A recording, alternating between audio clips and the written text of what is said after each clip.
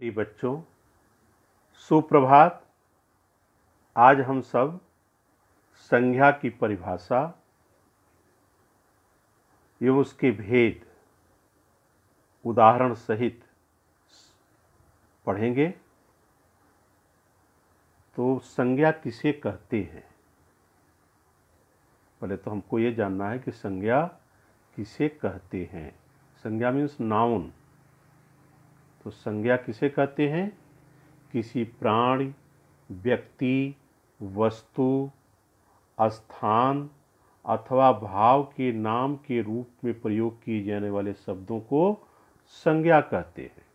किसी व्यक्ति, स्थान, वस्तु आदि तथा नाम के गुणधर्म स्वभाव को बोध कराने वाले शब्द को क्या कहते हैं? संज्ञा कहते हैं। जैसे श्याम, आम, मिठास, हाथी इत्यादि। तो संज्ञा की परिभाषा किसी व्यक्ति, वस्तु, स्थान आदि की गुण, धर्म, स्वभाव को बोध कराने वाले शब्द को संज्ञा कहते हैं। अब संज्ञा सार्थक शब्दों के 8 भेदों में आता है। संज्ञा सार्थक शब्दों के 8 भेदों में एक है। तो व्याकरण के जो 8 भेद हैं, अब 8 भेद क्या क्या है?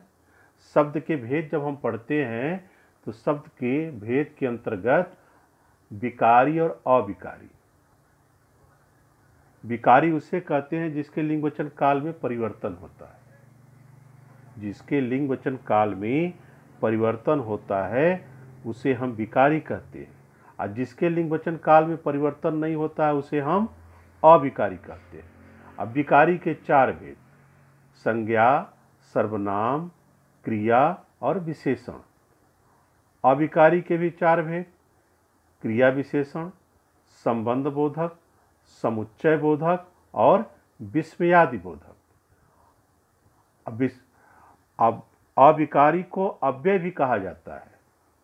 जिसके लिंग वचन काल में परिवर्तन नहीं होता उसे हम अविकारी भी कहते हैं और अव्यय भी कहते हैं। तो अव्यय के 4 भेद: क्रिया विशेषण, संबंध बोधक, समुच्चय बोधक और विस्मयादि बोधक। और इसी आधार पर कहीं कहीं व्याकरण में इसके 8 भेद माने जाते हैं। तो 8 भेदों में संज्ञा भी एक भेद है। तो संज्ञा के अंग यहाँ उदाहरण सहित मैं पहले समझाने जा रहा हूँ। श्याम खाना खा रहा है। श्याम क्या कर रहा है? खाना खा रहा है। तो श्याम क्या हो गया? व्यक्तिवाचक संज्ञा। अमरूद में मिठास है, तो अमरूद भी क्या हुआ? एक फल का नाम हुआ। घोड़ा दौड़ रहा है, तो घोड़ा भी एक क्या है? पशु है। तो किसी व्यक्ति, किसी वस्तु, कोई जानवर या पशु, ये क्या है? संज्ञा है। तो संज्ञा किसे कहते हैं? किसी व्यक्ति, प्राणी, वस्तु, स्थान अथवा भाव आदि के नाम को संज्ञा कहते हैं। तो इसमें श्याम, आम, मिठास, गाय, घोड़ा आदि। अब संज्ञा के भेद, संज्ञा के कितने भेद हैं? 3 भेद हैं: व्यक्तिवाचक, जातिवाचक और भाववाचक। अब यहाँ पर संज्ञा वह शब्द है जो किसी व्यक्ति, प्राणी, वस्तु, स्थान आदि के नाम के रूप में प्रयुक्त होते हैं। अतः सभी नाम पदों को संज्ञा कहते हैं। अब पद क्या होता है? तो यहाँ पद की बात आ गई है। सार्थक वर्ण समूह शब्द कहलाता है। सार्थक वर्ण समूह क्या कहलाता है? शब्द कहलाता है। किंतु जब इसका प्रयोग वाक्य में होता है तो वह व्याकरण के नियमों में बच जाता है। जब व्याकरण के नियमों में बच जाता है तो इसका रूप बदल जाता है। जब इसका रूप बदल जाता है, जब कोई शब्द वाक्य में प्रयोग होता है तो उसे शब्द न कह करके उसे क्या कहते हैं? पद कहते हैं। सार्थक वर्ण समूह क्या होता है? शब्द कहलाता है। और जब इसका प्रयोग वाक्य में होता है तो व्याकरण के नियमों के आधार पर इसका रूप बदल जाता है। और जब वह वाक्य में प्रयोग होता है, कौन सा वाक्य में प्रयोग होता है? वह शब्द जब वाक्य में प्रयोग होता है तो पद कहलाता है। अब हिंदी में पद 5 प्रकार के होते हैं। हिंदी में पद कितने प्रकार के होते हैं? 5 प्रकार के होते हैं। पहला संज्ञा, दूसरा सर्वनाम, तीसरा विशेषण, चौथा क्रिया और पांचवा अव्यय। अब यहां पर हम कुछ उदाहरण आपके सामने रख रहे हैं। रमेश कल कलकत्ता गया। वह पुस्तक पढ़ रहा है। शेर दहाड़ता है। ईमानदारी अच्छी बात है। ईमानदारी अच्छी बात है। इसकी ऊंचाई देखो। अब इन वाक्यों में रमेश क्या है? एक व्यक्ति का नाम है। रमेश एक व्यक्ति का नाम है। कलकत्ता एक शहर का नाम है। पुरुष एक वस्तु का नाम है। शेर एक जानवर का नाम है। ईमानदारी एक भाव का नाम है। अब ऊंचाई से ऊंचा होना भाव प्रकट कर रहा है, तो यहाँ भाववाचक संज्ञा। यहाँ सभी पद संज्ञा हैं। अब संज्ञा पद का अर्थ ही क्या है? नाम है। तो संज्ञा वह शब्द है जो किसी व्यक्ति, प्राणी, वस्तु, स्थान आदि के नाम के स्वरूप को क्या कहते हैं? संज्ञा कहते हैं। अब संज्ञा की हम पहचान कैसे करेंगे? संज्ञा की पहचान लक्षणों के आधार पर कर सकते हैं। लक्षण के आधार पर संज्ञा की पहचान की जा सकती है। जैसे कुछ शब्द प्राणीवाचक होते हैं, कुछ शब्द अप्राणीवाचक होते हैं। कुछ शब्द प्राणीवाचक होते हैं और कुछ अप्राणीवाचक होते हैं। अब प्राणीवाचक शब्द क्या है? जैसे बच्चा, भैंस, चिड़िया, आदमी, रमेश आदि, ये तो प्राणीवाचक।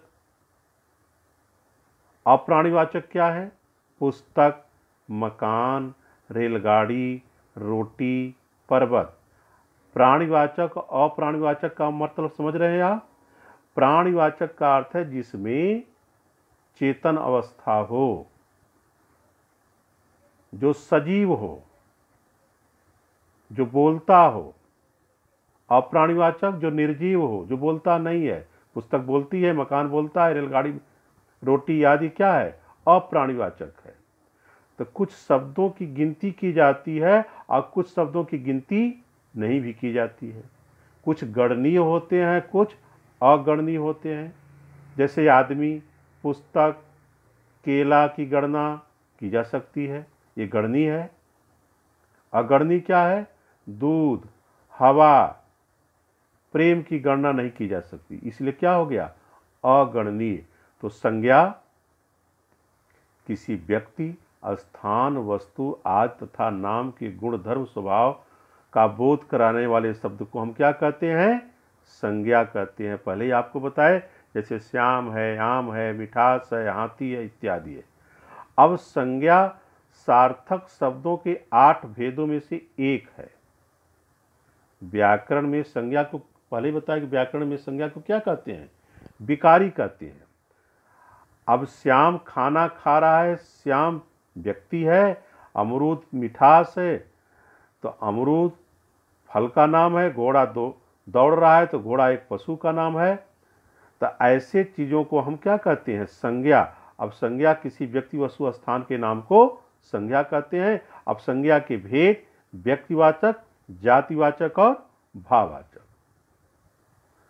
अब यहां पर संज्ञा के जो भेद हैं, 3 भेद, व्यक्तिवाचक, जातिवाचक और भाववाचक। व्यक्तिवाचक संज्ञा किसे कहते हैं? वह शब्द जो किसी एक व्यक्ति, वस्तु, स्थान आदि का बोध करवाता है, उसे हम व्यक्तिवाचक संज्ञा कहते हैं। तो व्यक्तिवाचक संज्ञा किसे कहते हैं? जो किसी व्यक्ति का बोध कराए, उसे हम व्यक्तिवाचक संज्ञा कहते हैं। अब व्यक्तिवाचक संज्ञा जैसे राम एक व्यक्ति का नाम है, श्याम एक व्यक्ति का नाम है, टेबल एक बैठने का स्थान है जो व्यक्तिवाचक है, कुर्सी क्या है? कुर्सी भी व्यक्तिवाचक है, बैठने का एक साधन है, किसी नाम को सूचित कर रहा है, इसलिए क्या हो गया? कुर्सी भी व्यक्तिवाचक है। कार यातायात का एक साधन है, इसलिए कार भी क्या हुआ? व्यक्तिवाचक संज्ञा। दिल्ली एक राज्य है, पूरा देश नहीं है, इसलिए यहाँ पर क्या हुआ? व्यक्तिवाचक। मुंबई एक राज्य है किंतु पूरा देश नहीं, इसलिए व्यक्तिवाचक संज्ञा हुआ। तो व्यक्तिवाचक संज्ञा किसे कहते हैं? किसी व्यक्ति, वस्तु, स्थान आदि का जहां बोध कराए उसे हम व्यक्तिवाचक संज्ञा कहते हैं। अब जातिवाचक संज्ञा, जो शब्द किसी जाति का बोध करवाता है उसे हम जातिवाचक संज्ञा कहते हैं। जो शब्द किसी जाति का बोध कराए उसे हम कौन सी संज्ञा कहेंगे?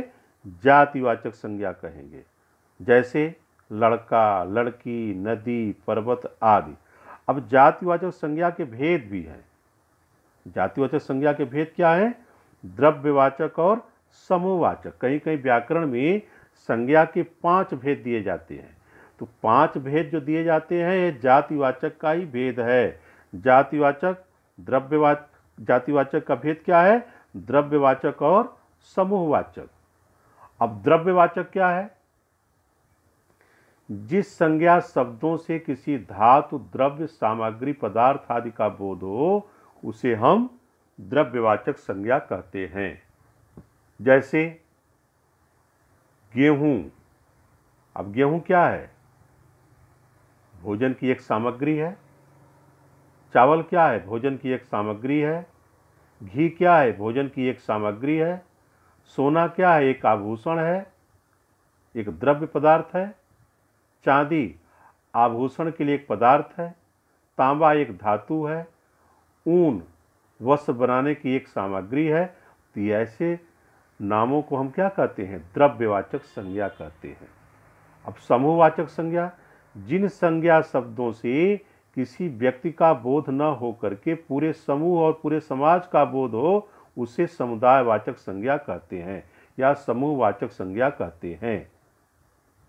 जिस संज्ञा शब्दों से किसी व्यक्ति का बोध न हो करके किसी समूह का बोध हो, किसी समाज का बोध हो, तो उसे हम क्या कहेंगे? समूहवाचक या समुदायवाचक संज्ञा कहते हैं। जैसे सेना, सेना में कई सैनिक होते हैं, तो यहां समूह की बात हो रही है।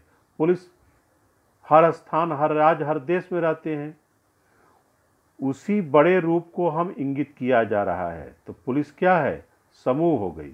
पुस्तकालय, पुस्तकालय में अनेक पुस्तकें हैं। दल, अनेक व्यक्तियों को मिलाकर एक दल बनाया जाता है, एक समूह बनाया जाता है। समिति, अनेक व्यक्तियों से मिलकर एक समिति बनाई जाती है या उससे समूह का निर्माण होता है। आवेग, आयोग, आयोग क्या है? एक गठन है, किसी खास उद्देश्य के लिए बनाया जाता है जिसमें अनेक सदस्य होते हैं, अनेक मेंबर होते हैं। परिवार, परिवार में अनेक सदस्य हो सकते हैं, यहाँ तक कि 2-3 पीढ़ी तक भी हो सकते हैं। तो ऐसे शब्दों को हम किस श्रेणी में रखते हैं? समूहवाचक या समुदायवाचक संज्ञा। अब भाववाचक संज्ञा, संज्ञा के जो 3 भेदों के अंतर्गत आता है वह भाववाचक संज्ञा, जिन शब्दों से पदार्थों की अवस्था, गुण, दोष, धर्म, दशा आदि का बोध हो वहां भाववाचक संज्ञा होता है। जैसे बूढ़ा। अब बूढ़ा क्या है? एक जाति है। अब बूढ़ा से क्या हो गया? बुढ़ापा। अब बुढ़ापा जीवन की एक अवस्था होती है। मिठास, मिठाई का गुण है। क्रोध एक भाव या दशा है। हर्ष एक भाव या दशा है। यौवन स्त्री की एक दशा है। बालपन बालक का गुण है अथवा एक दशा और अवस्था है। मोटापा एक अवस्था है जो मोटापे को इंगित करता है। तो संज्ञा की पहचान क्या है? तो इस तरह से ये संज्ञा के तीन भेद, व्यक्तिवाचक, जातिवाचक और भाववाचक। अब संज्ञा की पहचान क्या है? कुछ संज्ञा शब्द प्राणीवाचक होता है तो कुछ अप्राणीवाचक, कुछ गणनीय होता है तो कुछ अगणनीय होता है। पहले भी आपको बताए हैं हम। वह सब जिससे सजीव वस्तुओं का बोध हो, जिससे प्राण हो, उसे हम प्राणीवाचक कहते हैं। जैसे लड़का, गाय, रमेश, चिड़िया। अप्राणीवाचक जिस वस्तु में प्राण न हो, अप्राणीवाचक हो गया। मेज, रेलगाड़ी, मकान, पुस्तक, पर्वत। गणनीय जिस व्यक्ति, वस्तु, पदार्थ आदि की गणना की जाती है, उनकी संख्या ज्ञात होती है, उसे गणनीय है। जैसे लड़का, पुस्तक, भवन, गाय, केले। अगणनीय क्या है? जिस व्यक्ति, वस्तु, पदार्थ आदि की गणना नहीं की जा सकती, उनकी संख्या ज्ञात नहीं रहती है, गिना नहीं जा सकता, उसको अगणनीय कहते हैं। दूध है, पानी है, मित्रता है, ये सब क्या है? अगणनीय है। तो भाववाचक शब्दों का निर्माण किससे होता है? संज्ञा से, सर्वनाम से, विशेषण से और अव्यय से। जो पहले ही आपको बताए हम कि संज्ञा के अंतर्गत जो भाववाचक संज्ञा बनाए जाते हैं, किसके आधार पर बनाए जाते हैं? भाववाचक संज्ञा सर्वनाम, विशेषण और अव्यय के आधार पर भी निर्माण किया जाता है। अब भाववाचक संज्ञा जैसे पुरुष से पुरुषत्व, नारी से नारित्व, बालक से बालकत्व, बालक से बालकपन भी होगा। मित्र से मित्रता, दास से दासत्व, छत्री से छत्रित्व, पशु से पशुत्व, बंधु से बंधुत्व, सती से सतीत्व, पंडित से पांडित्य। तो यह भाववाचक संज्ञा। भाववाचक संज्ञा में देखिए, अब इसमें कभी कभी प्रत्यय का भी प्रयोग होता है। जैसे मित्र से मित्रता, ता प्रत्यय। तो भाववाचक संज्ञा में प्रत्यय का भी प्रयोग करने पर भाववाचक संज्ञा बन जाता है। अब सर्वनाम से भाववाचक संज्ञा, अपना से अपनत्व, निज से निजत्व, सर्व से सर्वस्व, पराया से परायापन, अहम से अहंकार, स्व से स्वत्व, मम से मानव। तो सर्वनाम से। विशेषण से भाववाचक संज्ञा, सुंदर से सुंदरता, वीर से वीरता, मीठा से मिठास, निर्बल से निर्बलता, मधुर से मधुरता, प्रवीण से प्रवीणता, सफल से सफलता, चतुर से चातुर्य, दुर्बल से दुर्बलता, सुंदर से सुंदरता। तो यह विशेषण। अब विशेषण क्या है? संज्ञा सर्वनाम की विशेषता बताने वाले शब्दों को विशेषण कहते हैं। अब अव्यय से भाववाचक संज्ञा। अव्यय क्या है? अविकारी है। अब अविकारी या अव्यय से भाववाचक संज्ञा कैसे बनता है? जैसे खेलना।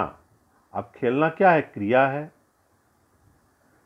खेल, निकट से निकटता, थकान से थकावट, हंसी से हंसना, लेख से लिखना, उतरना से उतराई, मेल से मिलान, कमाना से कमाई। तो इस तरह से संज्ञा की जो पहचान कैसे हम करें। अब संज्ञा की पहचान के लिए हम जो संज्ञा की जो 5 भेद बताए गए हैं।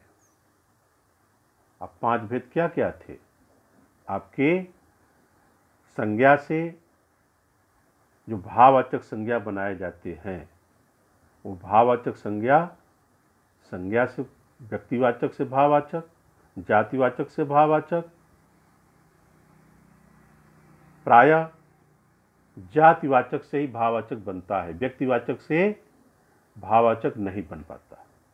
अब सर्वनाम से भाववाचक संज्ञा, विशेषण से भाववाचक संज्ञा और अव्यय से भाववाचक संज्ञा। तो संज्ञा का पद परिचय संज्ञा का पद परिचय देते समय वाक्यों में आए प्रत्येक शब्द को अलग अलग करके उसका परिचय बताना चाहिए। जैसे यहाँ उदाहरण के लिए मैं आपको समझा रहा हूँ, राम ने रावण को बाण से मारा। अब संज्ञा का पद परिचय देना होगा। कैसे हम परिचय दें? राम ने रावण को मारा, तो यहाँ राम क्या है? संज्ञा। कौन सी संज्ञा? व्यक्तिवाचक संज्ञा, पुल्लिंग, एक वचन, कर्ता कारक। रावण संज्ञा, व्यक्तिवाचक संज्ञा, पुल्लिंग, एक वचन, कर्म कारक। तो यहां पद परिचय देते समय हमें इन चीजों का ध्यान देना। संज्ञा, अब पद परिचय किसी का भी हो सकता है। जितने भी व्याकरण हम पढ़ के आते हैं, संज्ञा, सर्वनाम, क्रिया विशेषण, संबंध बोधक, समुच्चय बोधक और विस्मयादि बोधक, ये पद परिचय के अंतर्गत आता है। संज्ञा, तो संज्ञा के भेद कौन सा है? सर्वनाम है तो सर्वनाम का भेद बताइए, क्रिया है तो क्रिया का भेद बताइए, विशेषण है तो विशेषण का भेद बताइए, और क्रिया, विशेषण, संबंध बोधक, समुच्चय बोधक और विस्मयादि बोधक, अर्थात ये चारों अव्यय है, तो अव्यय के भेदों को भी बताइए। स्त्रीलिंग है कि पुल्लिंग है, एक वचन है कि बहुवचन है, ये सब पद परिचय के अंतर्गत आते हैं। अब इसमें दीजिए, राम ने रावण को बाण से मारा, तो बाण क्या है? बाण भी संज्ञा है। कौन सी संज्ञा है? व्यक्तिवाचक है, पुल्लिंग है, एक वचन है, करण कारक है। करण कारक, राम ने रावण को बाण से, तो बाण से क्या है? राम ने कर्ता, रावण को कर्म, बाण से करण कारक, कारक चिन्हों का प्रयोग। तो इसी तरह से ये संज्ञा, और आइए इसी संज्ञा के अंतर्गत जो संज्ञा के भेदों में हम लिंग, स्त्रीलिंग और पुल्लिंग, जो शब्द स्त्री पुरुष में भेद उत्पन्न करता है उसे लिंग कहते हैं, या वह शब्द जिससे किसी व्यक्ति, वस्तु आदि पुरुष होने का पहचान बताए उसे हम लिंग कहते हैं कि यह पुरुष है या स्त्री है। तो लिंग दो प्रकार के होते हैं, पुल्लिंग और स्त्रीलिंग। लड़का क्या है? पुल्लिंग है। लड़की क्या है? स्त्रीलिंग है। कवि, अब कवि क्या है? पुल्लिंग है। कवित्री क्या है? स्त्रीलिंग है।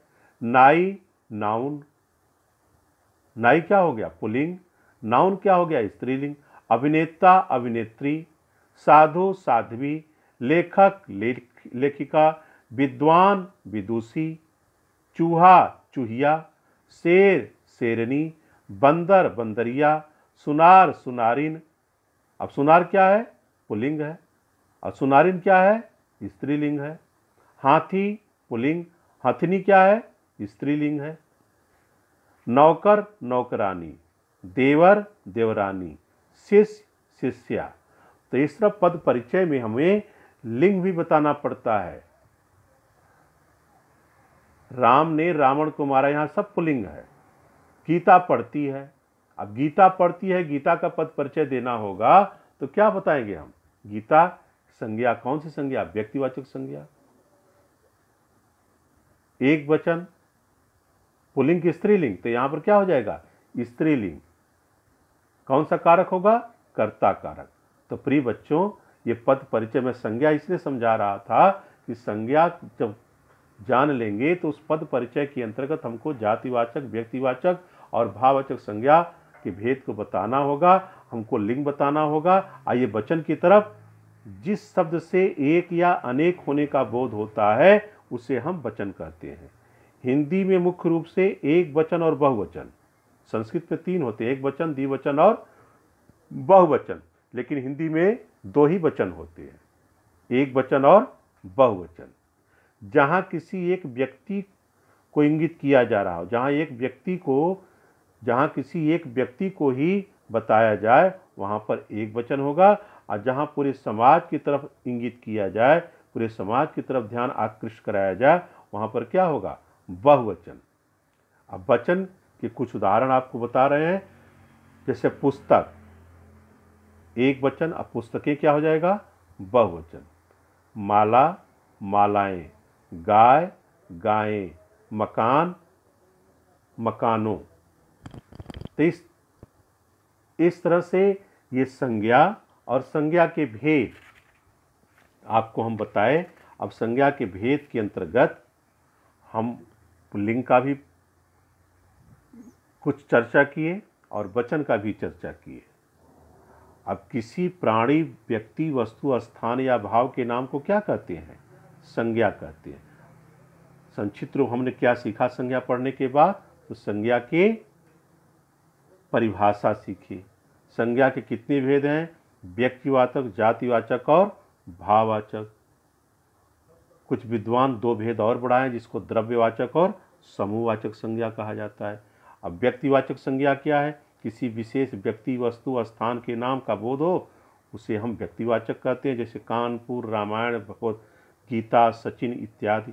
जातिवाचक संज्ञा एक ही जाति अथवा वर्ग के सभी प्राणियों, वस्तुओं एवं स्थानों के नाम का बोध कराए, उसे हम जातिवाचक संज्ञा कहते हैं। और जैसे लड़का, शहर, पुस्तक। भाववाचक संज्ञा मन के भावों, गुण, दशा, अवस्था आदि का जहाँ बोध हो, उसे भाववाचक संज्ञा कहते हैं। जैसे मित्रता, प्रसन्नता, कालिमा, यौवन, ये सब क्या है? भाववाचक संज्ञा। अब भाववाचक संज्ञाएं बहुवचन में प्रयोग किए जाने पर क्या हो जाती हैं? जातिवाचक हो जाती है। जैसे बुराई, बुराइयां। भाववाचक संज्ञाएं दो प्रकार की होती हैं। मूल भाववाचक संज्ञा जैसे क्रोध, घृणा, प्रेम, ईर्ष्या। और दूसरा है जातिवाचक विशेषण, क्रिया, सर्वनाम एवं अव्यय से बनने वाली भाववाचक संज्ञाएं, जैसे मित्रता, अहंकार, हरियाली, निकटता, पूजा आदि। तो प्रिय बच्चों, ये व्याकरण के अंतर्गत संज्ञा पर हम चर्चा किए। जरूर आपको समझ में आ गया होगा। आप इसको बड़े ध्यान से समझ लीजिएगा, फिर से पढ़िएगा, क्योंकि संज्ञा हम जान लेंगे तो पद परिचय हमको देने में कोई कठिनाई नहीं होगी। संज्ञा के बाद सर्वनाम की भी हम लोग चर्चा करेंगे, फिर क्रिया की चर्चा करेंगे, विशेषण की चर्चा करेंगे, अव्यय की चर्चा करेंगे। अपनी वाणी को विराम देता हूँ। धन्यवाद।